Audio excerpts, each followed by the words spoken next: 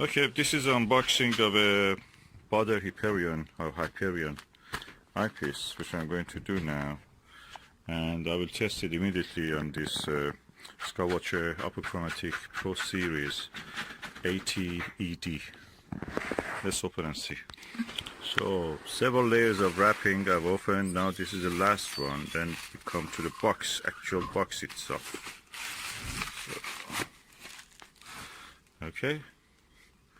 This is the box for the Hyperion 68 degrees modular eyepiece. So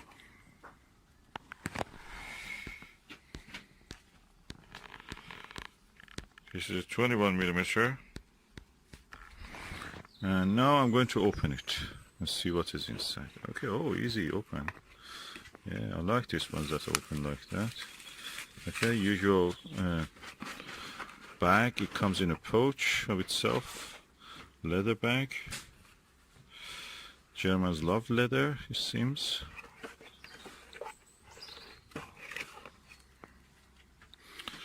That's the eyepiece.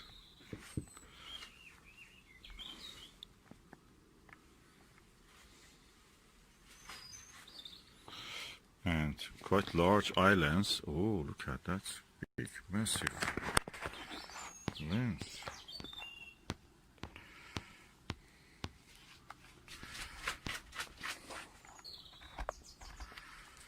Just take a picture, a few pictures. Okay, now let's put the eyepiece inside the telescope. I'll put it inside the 2-inch focuser part of it, and we look through it now.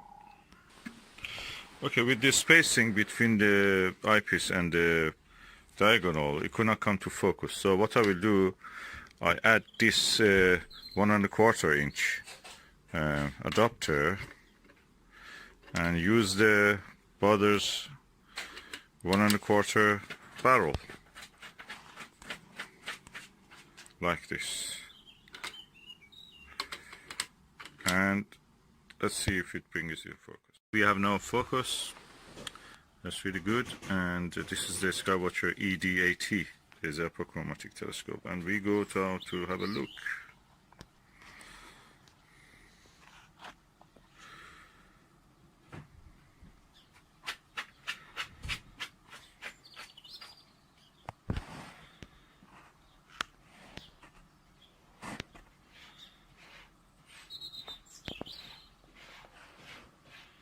Yeah, beautiful image, good focus.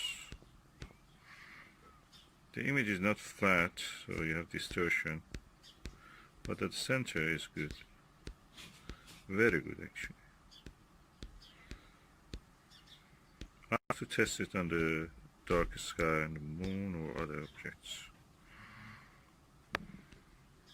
In the daylight it gives beautiful results.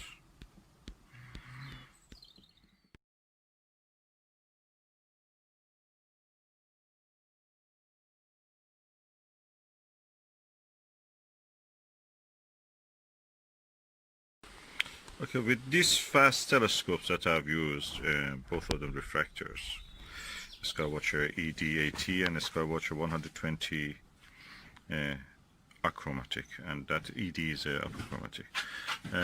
The best images were with this, and this.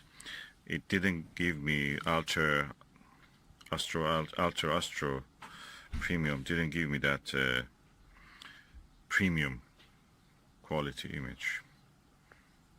And actually I can say that the center was good, but the rest of the image had blue-purple fringing, even in this apochromatic telescope. So I wonder it is because it is a fast scope. Maybe in a slow scope like a Schmidt-Cassegrain, a Meade or Maxitov telescope, it will give good results. I may test it later, but at the moment I'm a little bit disappointed. It looks very beautiful. It almost looks like a Hyperion. It doesn't perform like a Hyperion. Surprise, surprise, these cheaper ones are or matching with the Hyperion. Ostara and Starguider. Just this between eyepiece, probably 18 wide BU, bright wave unit or something.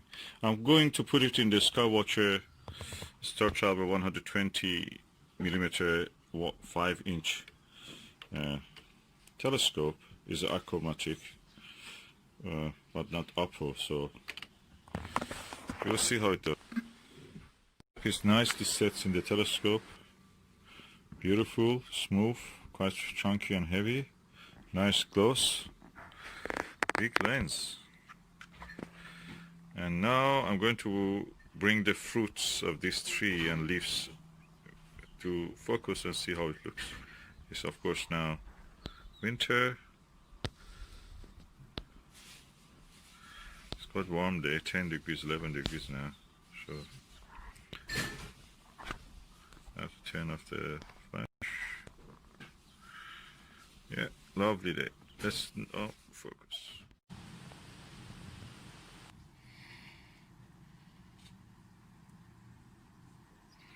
I see some purple fringing. This is probably from the telescope.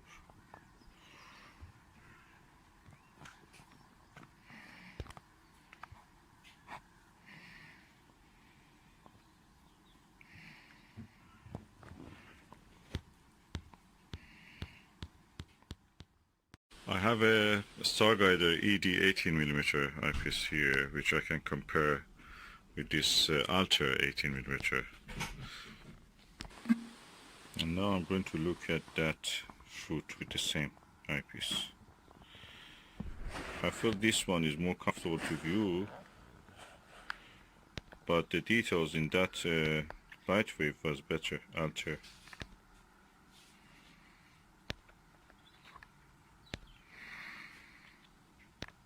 This is more wide field, it seems, than that one. It's comfortable, should I say. But the Altair got more detail clearly. And it looks that object looks slightly bigger.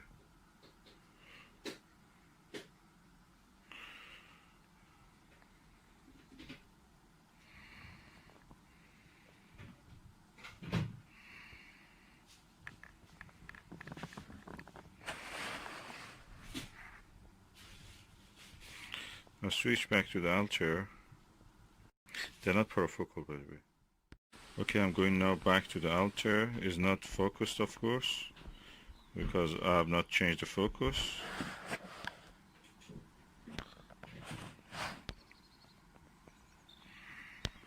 Let me focus. And now I've focused it. It's not very good light conditions because light is just, sun is just shining behind this.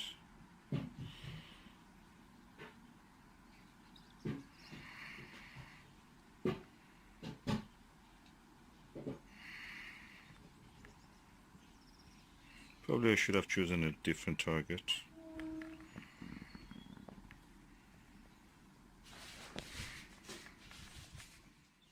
LightWave Premium 18mm eyepiece, and I'm looking to the Skywatcher ED.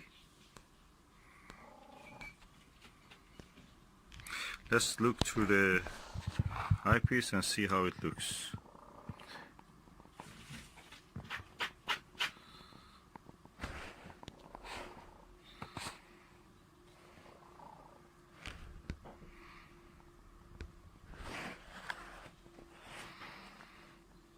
The exit pupil is tiny. It's 18mm, 18mm eyepiece.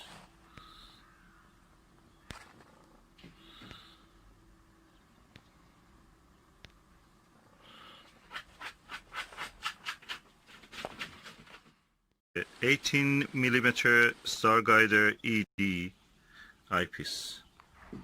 Using it on the Skywatcher Apochromatic AT-ED. Let's see how it looks.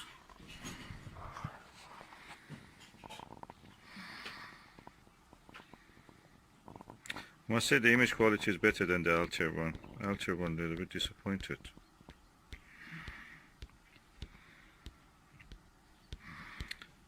Yeah. Ostara Flatfield 19mm eyepiece, and I'm using the Skywatcher Pro Series 80 ED apochromatic telescope. So let's see how it looks.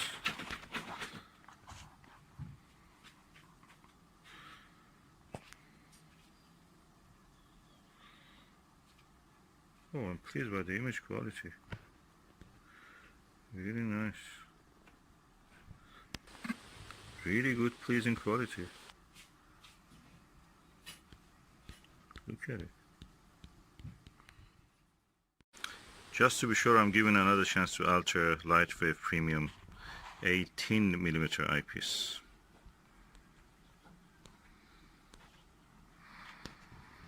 Let's see how it looks.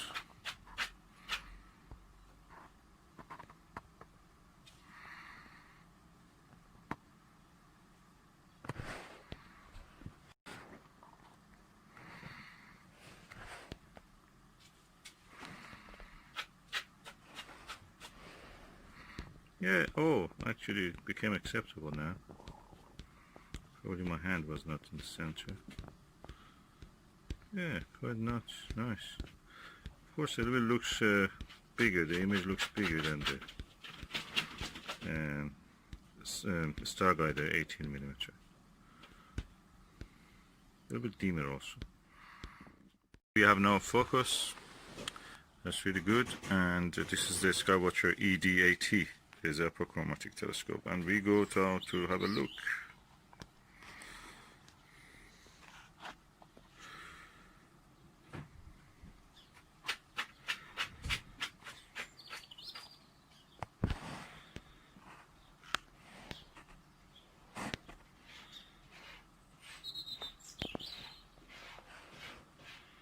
Yeah, beautiful image, good focus. The image is not flat, so you have distortion, but at the center is good. Very good, actually. I have to test it on the dark sky and the moon or other objects. In the daylight it gives beautiful results.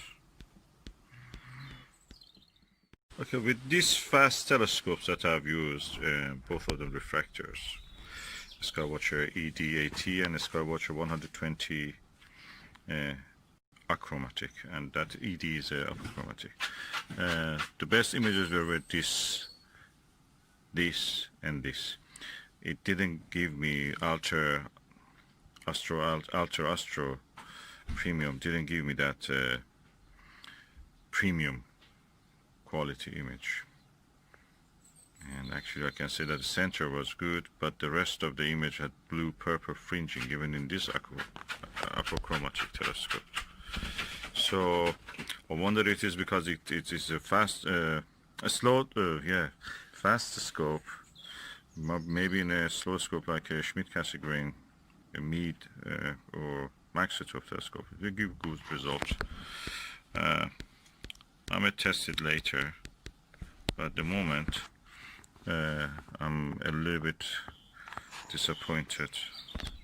It looks very beautiful. It almost looks like a Hyperion.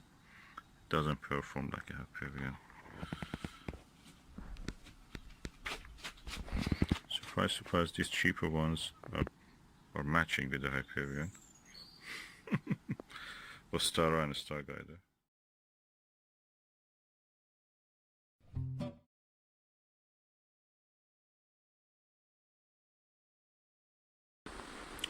Here I have a 10mm Baader Hyperion and a 10mm Pentax XW. I must say that Pentax XW in this telescope is a Lyra 101, which is a Fraunhofer telescope f11. This is actually as sharp as this, or slightly even sharper. The only difference is that the color in this is there is no false color. Color is natural. In this one you have some chromatic aberration when you use this, but the image is sharp. as sharp or slightly a tad sharper than the Pentax. This is a good eyepiece.